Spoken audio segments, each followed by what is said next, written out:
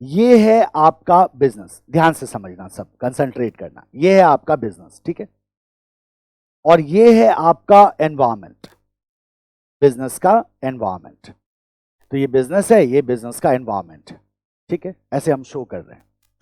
वैसे हम जानते हैं इंटरनल एनवायरमेंट तो बिजनेस के अंदर ही होता है, तो we are technically showing the external environment. तो बिजनेस है, बिजनेस का एनवायरमेंट है। अब हमें क्या करना होता है, हम जानते हैं कि ये जो है, जो बिजनेस का एनवायरमेंट है, ये बाय नेचर कैसा है, ये बाय नेचर कैसा है, तो आपने कहा सर ये बाय नेचर डायनामिक है। बाय नेचर कैसा है, डायनामिक है, ठीक है। तो this is dynamic by nature. अगर ये डायनामिक है, इसका मतलब क्या हुआ, द एनवायरमेंट कीप्स चेंजिंग।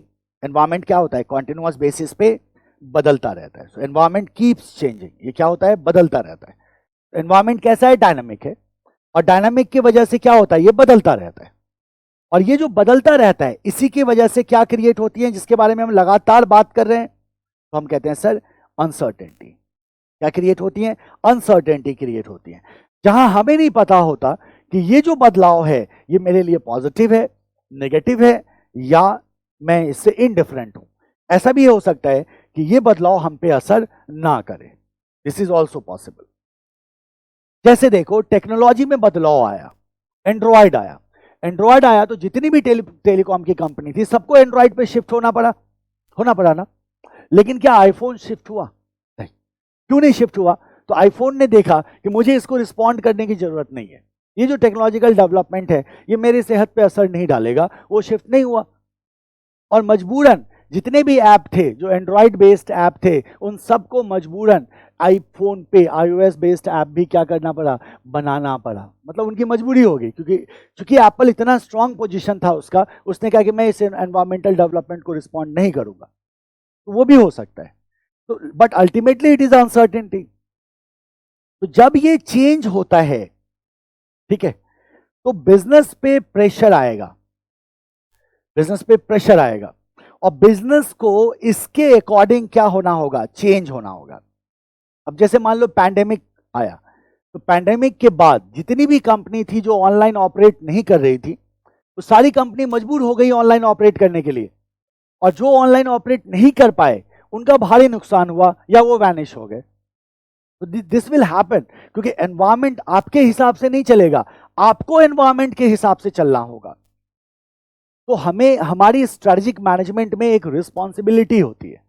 हमारी रिस्पॉन्सिबिलिटी ये होती है कि हम हमेशा बिजनेस और उसके एनवायरमेंट में एक बैलेंस क्रिएट करके रखें, बिजनेस और उसके एनवायरमेंट में एक बैलेंस क्रिएट करके रखें।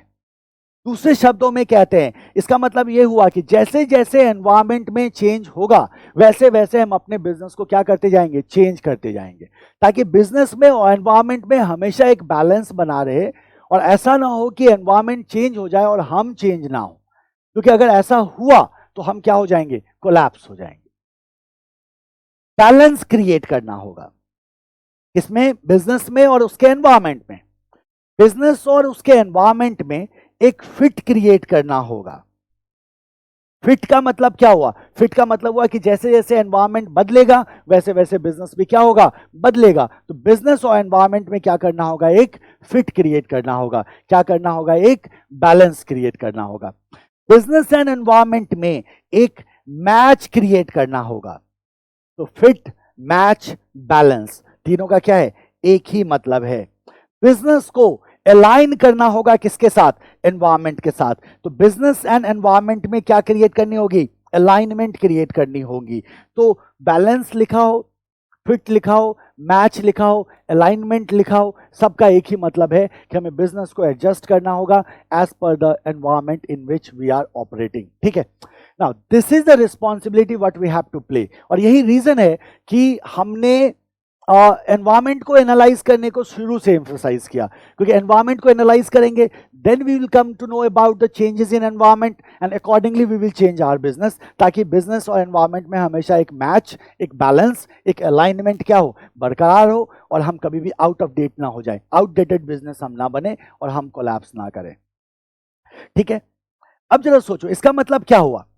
कोई कंपनी है जो कहती है मैं बहुत स्ट्रांग हूं, मेरे को फर्क नहीं पड़ता एनवायरमेंट में क्या हो रहा है। गवर्नमेंट ने बोला टैक्सेशन में मैं चेंजेस ला रहा हूं, वो कंपनी कहती है मुझे नहीं फर्क पड़ता, कर दो चेंजेस, मैं नहीं मानता जीएसटी को। गवर्नमेंट कहता है अरे क्या बोल रहा है, मोदी जी बोलेंगे अरे क्या बोल रहा है ना, तो बोलता नहीं नहीं मेरे को नहीं सुनना। तो मुझे ऐसा हो सकता है क्या, पॉसिबल है क्या? कोई कंपनी कहती है नहीं टेक्नोलॉजी चेंज हो गया, कोई बात नहीं मेरे को नहीं सुनना, मैं नहीं चेंज करूंगा टेक्नोलॉजी के हिसाब से अपने आप को। बार बार टेक्नोलॉजी चेंज हो रही है, फीचर्स चेंज हो रहे हैं इंडस्ट्री में, वो कंपनी कहती है मैं चेंज ही नहीं करूंगा अपने आप को। तो क्या ये पॉसिबल है? आप कहते हैं सर ये बहुत मुश्किल है। क्यों? क्योंकि आप सरवाइव करोगे, आपका जो सर्वाइवल है ये कभी भी इसकी गारंटी आपके स्ट्रेंथ से नहीं दी जा सकती। अगर आप इंडस्ट्री में सबसे मजबूत कंपनी है, you are strongest in the industry in terms of money, in terms of power, तब भी आपके सर्वाइवल की गारंटी नहीं दी जा सकती। तो स्ट्रॉन्गेस्ट है इसीलिए सर्वाइव करेगा ये जरूरी नहीं है। लेकिन अगर आपके बिजनेस और एनवायरमेंट में एक फिट है, अगर आपके बिजनेस और एनवायरमेंट में एक बैलेंस है, एक अलाइनमेंट है, एक मैच है, तो आप सरवाइव करोगे। सो हमेशा याद रखना, it is not the strongest who survive but the fittest one. जो फिट होता है वही सर्वाइव करता है, जो स्ट्रांग होता है उसके सर्वाइवल की गारंटी नहीं होती। कोडैक जो कैमरा और फिल्म्स बनाते थे, कोडैक बहुत स्ट्रांग कंपनी थी, लेकिन समय के साथ उन्होंने डिजिटल कैमरा में ट्रांसफॉर्मेशन नहीं किया, और जब उन्होंने शिफ्ट नहीं किया इंडस्ट्री बदल गई। कोडैक जैसी जायंट कंपनी क्या हो गई? कोलैप्स हो गई। तो कोडैक ही नहीं, अब जरा सोचो कि ऐसे कई सारे आपको प्रोडक्ट और दिखाई देंगे मार्केट में जो आप देखोगे वैनिश हो गया। क्यों वैनिश हो गया? क्योंकि एनवायरमेंट पूरी तरह से क्या हो गया? बदल गया। इसीलिए हम कहते हैं it is not the strongest who survive but the fittest one. जो सबसे फिट है वही सर्वाइव करेगा। यहां फिट होने का मतलब क्या है? आप कहते हो सर फिट होने का मतलब है मैच होना, बैलेंस होना, अलाइनमेंट होना। किसके साथ? बिजनेस एनवायरमेंट के साथ। हमेशा याद रखना इसको। क्या है ये कॉन्सेप्ट? तो आप कहते हैं चार्ल्स डार्विन ने एक सिद्धांत दिया था, एंड दैट सिद्धांत is survival of fittest. That is the principle of survival of fittest. Charles Darwin का कहना था कि डायनासोर से ज्यादा स्ट्रांग कोई थोड़ी था। डायनासोर भी सर्वाइव नहीं कर पाए, एनवायरमेंट चेंज हुआ, डायनासोर्स क्या हुए? एक्सटिंक्ट हो गए। राइट? उन्होंने कहा सर्वाइवल ऑफ फिटेस्ट होता है, जो फिट कर जाता है एनवायरमेंट के साथ वो सर्वाइव कर जाता है। आप कितने स्ट्रांग हो इसका सर्वाइवल से कोई लेना देना नहीं है। सर्वाइवल ऑफ फिटेस्ट, इसका मतलब क्या कहा हमने? It is fittest who survive. जो फिटेस्ट है वो सर्वाइव करेगा, नॉट द स्ट्रांगेस्ट। जो स्ट्रांगेस्ट है वो सर्वाइव करे ना करे इसको हम गारंटी नहीं कर सकते। और फिट का मतलब, बैलेंस का मतलब आप यहाँ अच्छी तरह से समझ गए। इस नोट सेक्शन को बंद कर दो। हमेशा याद रखना एग्जामिनेशन में पूछा भी जा चुका है, ये बहुत ही इंपॉर्टेंट एस्पेक्ट है जो आपको हमेशा ध्यान में रखना। 4 नए शब्द सीखे आपने, balance, fit, match, alignment. Clear है ना? कुछ नहीं करना है इसमें, बहुत सिंपल है। चलो आगे बढ़ते। नोट कर लिया होगा आपने।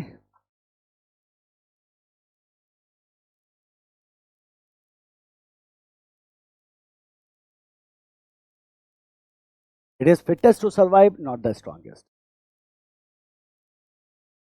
चले आइए, अब आपके पास एक कॉन्सेप्ट है, strategy is partly proactive,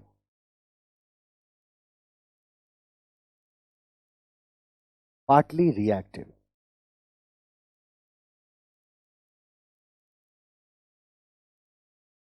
Strategy is partly proactive, partly reactive. Strategy is partly proactive, partly reactive. ठीक है? Strategy is partly proactive, partly reactive. इसको समझना है हमें कि strategy partly proactive, partly reactive कैसे होता है।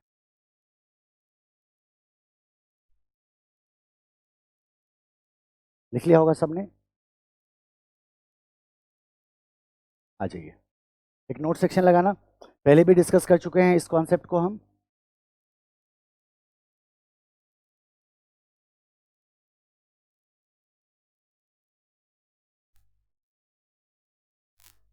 आ जाओ। 2 शब्द हैं हमारे पास, एक है प्रोएक्टिव और एक है रिएक्टिव। एक है प्रोएक्टिव, एक है रिएक्टिव। इसको समझते हैं, प्रोएक्टिव क्या होता है और रिएक्टिव क्या होता है, और स्ट्रैटेजी को हम कैसे पार्टली प्रोएक्टिव पार्टली रिएक्टिव कहते हैं। ठीक है, देखो प्रोएक्टिव का मतलब होता है प्री प्लान्ड होना। प्रोएक्टिव का मतलब होता है प्री प्लान्ड होना, और रिएक्टिव का मतलब है action in reaction of something. किसी चीज के रिएक्शन में एक्शन लेना कहलाता है रिएक्टिव।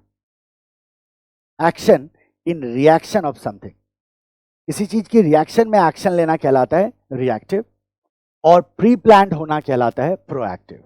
हमें सीखना है कि strategy is partly proactive and partly reactive का क्या मतलब है। छोटा सा एग्जांपल लेंगे और एग्जांपल के थ्रू हम प्रोएक्टिव रिएक्टिव को क्लियर करेंगे। ये कॉन्सेप्ट बार बार आएगा, पहले भी आया था, आगे भी आएगा, तो एक बार क्लैरिटी यहाँ अच्छी तरह से दोबारा कर लेते हैं और फिर हमें देखने की जरूरत नहीं। यहाँ एक छोटा सा ब्रेक ले लेते हैं, राइट, स्मॉल टी ब्रेक, और 7 मिनट्स का, 8 मिनट्स का हार्डली, और उसके बाद विल कम बैक और हम पार्टली प्रोएक्टिव पार्टली रिएक्टिव को कवर करेंगे और फिर स्ट्रैटेजिक लेवल्स में एंटर करेंगे। बहुत वाइटल है, बहुत वाइटल मतलब फंडामेंटल है, जिसपे पूरा 3 चैप्टर आधारित है स्ट्रेट अवे उसी पे। तो अभी टॉपिक, अगला टॉपिक है आपका, उस पर 3 चैप्टर आधारित है। तो एक छोटा सा ब्रेक ले लो और ब्रेक के बाद हम क्या करेंगे, कंटिन्यू करेंगे और पार्टली प्रोएक्टिव पार्टली रिएक्टिव को कवर करेंगे, स्ट्रैटेजिक लेवल्स को कवर करेंगे। Take a break.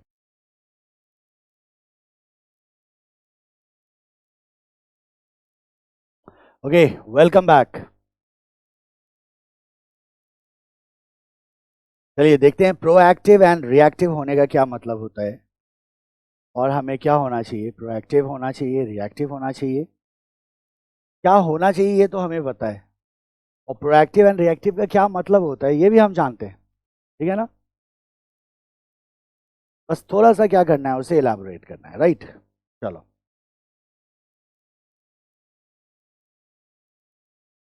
देखेंगे प्रोएक्टिव होने का क्या मतलब है, रिएक्टिव होने का क्या मतलब है।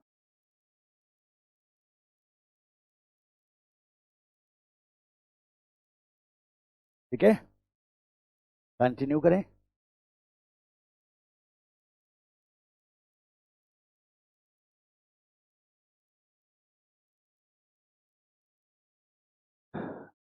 ध्यान देना, प्रोएक्टिव का मतलब हमने कहा कि प्री प्लान्ड होना। अगर हम पहले से प्लानिंग करके रखते हैं किसी भी चीज को तो उसे अपन प्रोएक्टिव कहते हैं। और रिएक्टिव का मतलब होता है action in reaction of something. जब हम किसी चीज के रिएक्शन में कोई एक्शन लेते हैं तो उसको हम रिएक्टिव कहते हैं। अब जरा गौर करना कि प्री प्लान्ड का क्या मतलब है। प्री प्लान्ड का मतलब है कि हमने एडवांस में प्लानिंग की है, हमने एडवांस में प्लानिंग की है, हमने पहले से प्लानिंग की है based on certain information and resources available with us. जो इंफॉर्मेशन और जो रिसोर्सेज हमारे पास अवेलेबल है उसके आधार पे हमने प्लानिंग की। फॉर एग्जांपल अभी हम नवंबर 21 के लिए प्रिपेयर कर रहे हैं। नवंबर 21 का जो एग्जामिनेशन होगा सीए का, उसके लिए हमें एक स्टडी मैट दिया इंस्टीट्यूट ने, जिस स्टडी मैट को आधार बना के हमने तैयारी शुरू की। मीनवाइल मान के चलो अगर अगस्त सितंबर मंथ में जाके इंस्टीट्यूट कोई अमेंडमेंट अनाउंस करता है और वो कहता है कि सर्टेन टॉपिक्स में मैंने अमेंडमेंट किया है, तो इसका मतलब क्या हुआ, डेवलपमेंट हुआ। जो डेवलपमेंट क्या है, नया है। तो हमें उस डेवलपमेंट को कवर करने के लिए we will have to do something called as reactive strategy. क्यों? क्योंकि उसको लेके तो हमने प्लानिंग नहीं की थी, वो तो एक अनसर्टेनिटी है। जो अक्सर आप लोग पूछते हो ना, सर क्या होगा अगर बीच में कोई अमेंडमेंट आ गया। सर अब तो EISSM में भी अमेंडमेंट आते हैं, पहले नहीं आते। पुराना जमाना गया कि जब एक बार सिलेबस आता था और 10 साल तक चलता था। अब तो हर एक 6 महीने पे रिवीजन देखने को मिल रहा है, नई नई टेक्नोलॉजीज आ रही है, उनको इंक्लूड किया जा रहा है। तो उस कंडीशन में हमारे पास होता है अमेंडमेंट क्लासेस, रिएक्टिव स्ट्रैटेजी। अभी हम किस पे जा रहे हैं, प्रोएक्टिव पे। तो जो इंफॉर्मेशन हमारे पास अवेलेबल है, इंफॉर्मेशन हमारे पास अवेलेबल है, जो हमारे पास डेटा अवेलेबल है, जो हमारा पास्ट ट्रेंड था, जो हमारे पास नॉलेज अवेलेबल है, जो हमारे पास एक्सपीरियंस अवेलेबल है, जो हमारे पास रिसोर्सेज अवेलेबल हैं, हमारे रिसोर्सेज पे आधारित होके, हमारे इंफॉर्मेशन के पे आधारित होके, हमारे पास ट्रेंड पे आधारित होके, नॉलेज के आधारित होके जो प्लानिंग हम एडवांस में करते हैं उसे हमने कहा प्री प्लान। और जब हम प्री प्लान किया तो हम आगे बढ़े इसको लेके। लेकिन इन ड्यू कोर्स फ्यूचर में ऐसा होता है कि कुछ ऐसे चीजें होती हैं जिस चीज का एंटिसिपेशन हमने नहीं किया था। तो जिस चीज का एंटिसिपेशन हमने नहीं किया था, तो something that kind of thing happens, तो उसके रिएक्शन में हमें क्या लेना होगा? एक्शन लेना होगा। Now this something may B change, किसी तरह का एनवायरमेंटल क्या हो जाए? चेंज हो जाए, हो सकता है ना। और this something may be some fresh information, किसी तरह की नई इंफॉर्मेशन की बात कर रहे हैं, मतलब न्यू लर्निंग, जिसके बारे में पहले से मालूम नहीं था। न्यू लर्निंग, अगर कुछ न्यू लर्निंग आपको मिलती है और आपको ऐसा लगता है कि आपकी स्ट्रैटेजी में ये प्रॉब्लम है जहां आपको न्यू लर्निंग को अप्लाई करना चाहिए, then you apply something called as what? Reactive. और इसीलिए इन ड्यू कोर्स, ये मेरा प्रेजेंट है, इस तरह से हम आगे बढ़ रहे हैं टाइम के स्केल पे। अगर देखें टाइम के स्केल पे, अगर हम देखें तो इन ड्यू कोर्स हम कहते हैं, जब हम फाइनली किसी कंपनी के स्ट्रैटेजी को देखते हैं, एक्चुअल स्ट्रैटेजी को देखते हैं, तो उस एक्चुअल स्ट्रैटेजी में हमें दोनों का कॉम्बिनेशन दिखाई देता है, प्रोएक्टिव का भी और रिएक्टिव का भी। याद करो स्टेटमेंट मैंने क्या सिखाया था थोड़ी देर पहले, strategy takes a lot of time to come into perfect shape. कहीं ना कहीं उस स्टेटमेंट में प्रोएक्टिव रिएक्टिव छुपा हुआ है या नहीं? बताओ, आप क्या बोलो? यहां छुपा हुआ है, क्योंकि जब हम कह रहे हैं strategy takes time to come into perfect shape, इसका मतलब जाहिर सी बात है हम दोनों को कंसीडर कर रहे हैं, प्रोएक्टिव को भी, रिएक्टिव को भी। इसीलिए कहा जाता है कि जो कंपनी का एक्चुअल स्ट्रैटेजी होता है वो हमेशा दोनों का ब्लेंड होता है। कुछ एक्शंस प्रोएक्टिव होते हैं, कुछ एक्शंस रिएक्टिव होते हैं, और इन दोनों का जो मिक्सचर होता है वही आपका एक्चुअल फाइनल स्ट्रैटेजी होता है किसी कंपनी का। इसी को हम कहते हैं strategy is partly proactive, partly reactive. मान लो हमने एक मार्केटिंग प्लान बनाया, MKTNG मतलब मार्केटिंग है ये। मान लो हमने एक मार्केटिंग प्लान बनाया हमारी कंपनी के, ठीक है। जिस मार्केटिंग प्लान में मान लो हमारे पास टोटल 10 करोड़ का बजट था, ठीक है, 10 करोड़ का बजट था। इस 10 करोड़ के बजट को हमने क्या किया? और डिस्ट्रीब्यूट किया डिफरेंट चैनल्स को, जिसके थ्रू हम एडवर्टाइजमेंट करेंगे। तो मान लीजिए इसका सर्टेन परसेंटेज, लेट्स से हमने इसका 5 करोड़ आउट ऑफ 10 करोड़ हमने क्या किया? सोशल मीडिया में इन्वेस्ट किया, और सोशल मीडिया पे हमने इसका अपने प्रोडक्ट का एडवर्टीजमेंट कराया, राइट। इस 10 करोड़ से लेट्स से 2 करोड़ हमने रेडियो FM वगैरह पे इन्वेस्ट किया एडवर्टीजमेंट के पर्पस, और इसका 1 CR, ठीक है, हमने प्रिंट मीडिया पे खर्च किया। पेपर वगैरह में हमने क्या किया? न्यूज़पेपर में, मैगजीन्स में एडवर्टीजमेंट कराया, और रिमेनिंग 1 CR हमने टेलीविजन पे स्पेंड किया। इस तरह से मान लो हमने हमारा एक प्लान है, एडवर्टीजमेंट प्लान, एक स्ट्रैटेजी है जिसके 4 कंपोनेंट हैं। अब ये 4 कंपोनेंट क्या क्या हैं? तो पहला कंपोनेंट है इसका सोशल मीडिया, दूसरा कंपोनेंट है रेडियो FM, तीसरा कंपोनेंट है प्रिंट मीडिया, चौथा कंपोनेंट है टेलीविजन, राइट। इस तरह से हमने क्या किया? फंड को डिस्ट्रीब्यूट कर दिया। तो ये क्या है बताओ?